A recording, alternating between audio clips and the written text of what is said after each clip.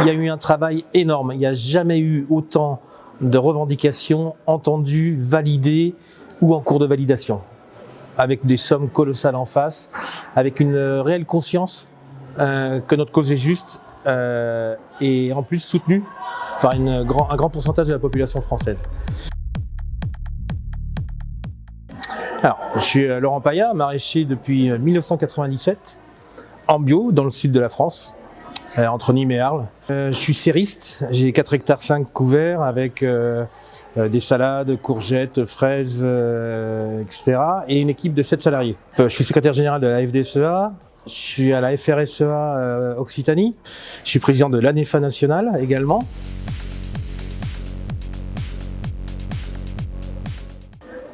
Solidarité, nourrir et bienveillance.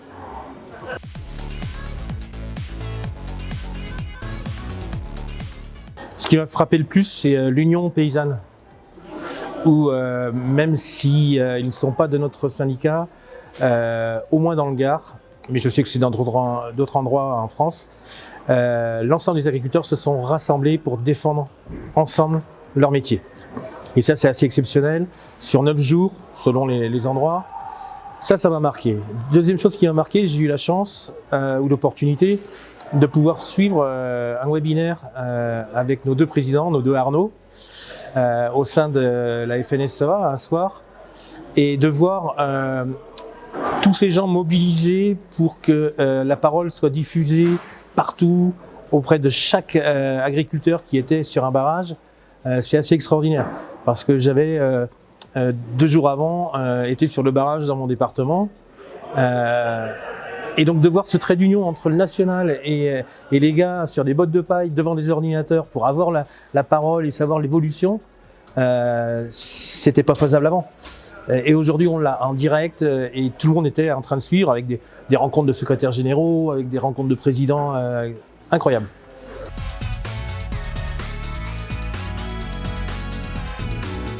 Juste rémunération. C'est-à-dire que il est inconcevable dans mon esprit que je ne paye pas mes salariés. Donc pourquoi on ne paye pas les producteurs ?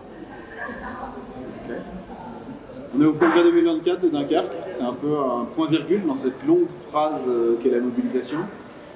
T'en retiens quoi du congrès ou tu veux en retenir quoi ? L'espérance. Je vais retenir l'espérance, dans le sens où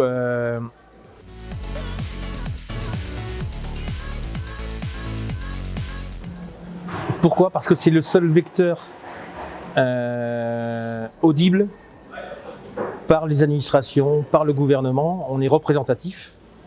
Si on épluche tout simplement le droit fondamental en France, si on n'est pas un syndicat représentatif, on a normalement, à part taper sur des casseroles, peu de chances d'être entendu. Là, nous, par exemple, je suis au ministère de l'Agriculture parce que je suis dans un syndicat représentatif.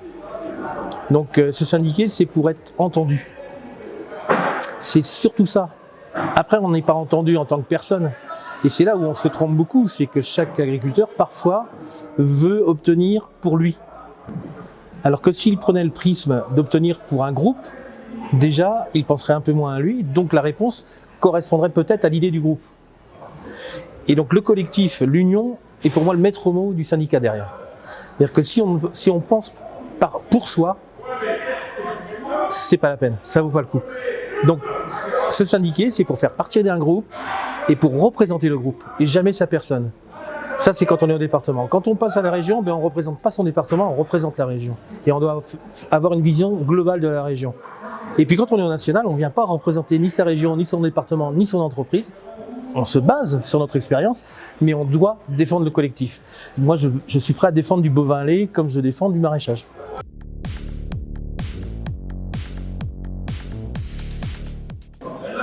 Alors déjà, voter, c'est un droit fondamental qui a été obtenu de haute lutte par nos pères. Et ne serait-ce que par respect de ces acquis, juste ça, déjà, on doit aller voter. Après, pourquoi aller voter ? C'est parce que quand on vote, on émet une opinion une opinion. Et donc, on peut moins critiquer. Et puis après, moi, comme je dis tout le temps, la personne qu'on va élire, le lendemain, c'est toujours la personne qu'on a voulu élire. Même si on n'a pas voté pour elle, les urnes ont parlé et donc on doit se mettre en ligne derrière notre représentant, notre président ou notre secrétaire général et tenir. Souvent, on a tendance, dès le lendemain, à dire « stop, ça me plaît pas, c'est pas ce que je voulais ». Non, faux. Ok, t'as pas voté pour lui. Sauf que la majorité a dit oui. On est toujours sur la notion du collectif.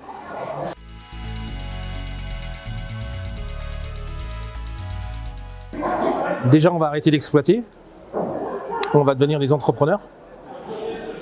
Et qui dit entreprise, dit plan de formation, dit plan de gestion, dit investissement, dit gestion comptable, dit gestion de marché, réorganisation des marchés, réfléchir au réchauffement climatique, modifier les productions, dit que c'est pas en se penchant ou en essayant de se tenir à sa fourche pour une réflexion seule qu'on peut avancer. Donc ça va être le collectif, avec des structures qui auront de plus en plus de salariés, j'en suis certain, et qu'il va falloir apprendre à gérer, parce que décider seul le matin de ce qu'on va faire dans la journée, c'est une chose, décider pour un groupe, c'est pas la même chose.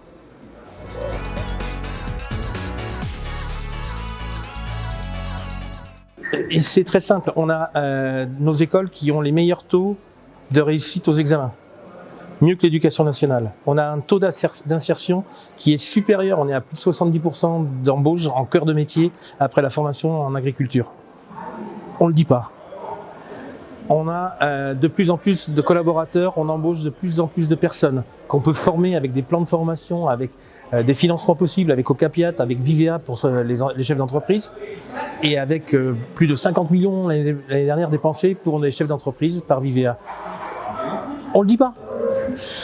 On a des équipes qui ont, au sein de nos fédés, de nos FR et nos FNSEA, des collaborateurs qui bossent pour que le syndicalisme vive, qui prennent leur métier à bras le corps, qui font les choses super bien. On le dit pas. On a des chambres d'agriculture où les salariés sont embauchés. On le dit pas. On a des inventeurs de matériel agricole innovants, d'informatique, de capacité à produire des choses nouvelles. On le dit pas. On a des centres de recherche qui sont extraordinaires, qui sont enviés et financés par l'État. On le dit pas. Par contre, on va dire que on est malheureux parce qu'on a perdu 1 centime sur le litre de lait. Oui, c'est vrai. Et oui, c'est malheureux. Mais est-ce qu'on pourrait avoir cette vision positive des choses qui fonctionnent ? Et derrière, on aura beaucoup plus de force parce qu'on sera en meilleure disposition intellectuelle pour se dire « Allez, j'ai un problème d'1 centime sur mon prix du lait, je vais trouver la solution ».